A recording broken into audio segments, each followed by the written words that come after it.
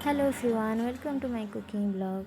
आज आम बनेगा खस्ता और कुरकुरे निमकी। आवाज शुणु, देखु निमकी मोर ये केते क्रिस्पी और खस्ता है। So let's start. एठी मु 2 कप पाखापाखि मैदा नहीं। आपन कम बेसी करें, आपको जी दरकार आपन से हिसाब से मैदा नियंतु। एठी स्वाद अनुसार लुण। एठी मु 1 चामच जुआणी को हाथ रे एमती क्रश करके से देइछि।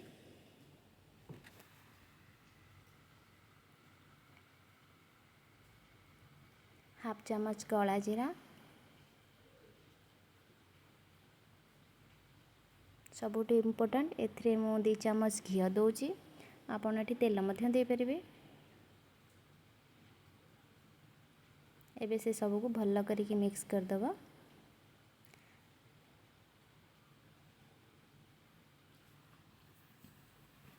ए सबको भल रे मिक्स कर साइला परे एमिति हाथ रे चापिकी देखिबे जेंती गोटे भल माने बाइंड होची ना। एमती मुट्ठी रे नेबे देखिबे एमती बांधी होची ना। एमिति बांधी होची ता माने हमरो तेलर क्वांटिटी ठीक अछि। एबे सेतिरे अल्प किछि किछि पानी देकी तार गोटे भल डो बनै नबा।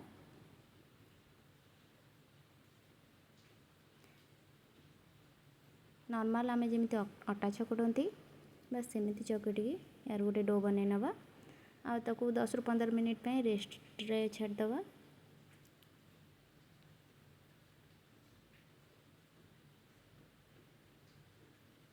15 मिनिट हो गलानी। एबे ताकू आउ गोटे मिनिट भल भाबरे चकटी दबा।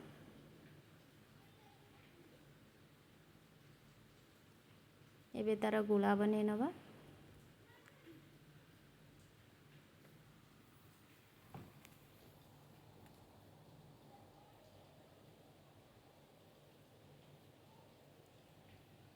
एठी मो सब मैदार गुला बनै नोची। चलंतु एबे निमकी बनायार प्रोसेस स्टार्ट करिवा। आकु एबे भल करके बेली देबे। एमिति मझरे मझरे अटा कि मैदा छाट देकी भल करी बेलिबे। पूरा पतला करके बेलिबे। जिते पतला आपण बेली पारिबे सेते पतला करिवे।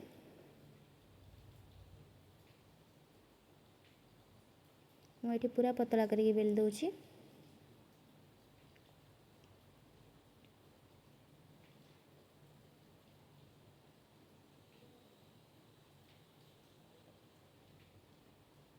एबे तापरे टिके मैदा छिड़के दबा। बस एबे ताकू फोल्ड कर दबा। पुणी तापर टिके मैदा छिड़के दबा। पुणी ताकू गोटे फोल्ड कर दबा। बस एतिकी ए भले आमे सबु जाक निमकी को बनै नबा। एठी तेल हमर गरम हे गेलानी।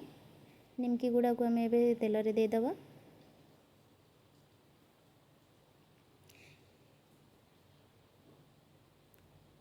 तेल पूरा गरम हैला परे आमे निमकी दबा। छाणीला बेले आमे गैस रो फ्लेम को मीडियम रे रखिबा। लो टू मीडियम रे रखले चलिबो। बेसी हाई रे रखिबेनी नहले बाहरु तो हे जिवो हले भीतर कंचा रहि जिवो। आमे एपट सेपट करिकी गोल्डन ब्राउन हैला जाय छाणी नबा।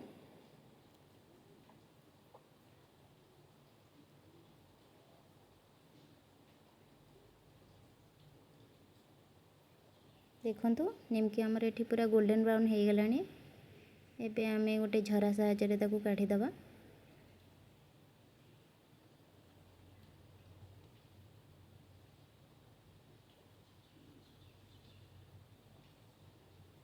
भल करिकी एथिरे थिबा एक्स्ट्रा ऑयल को काढी देबे। एठी आमे नेक्स्ट बैच छाणी दबा। एठी जेतिकी निमकी थिला म सब छाणी दउची। आकु भी उलट पलट करिकी लो टू मीडियम फ्लेम रे भल करिकी गोल्डन ब्राउन हैला जाय छाणी नबा।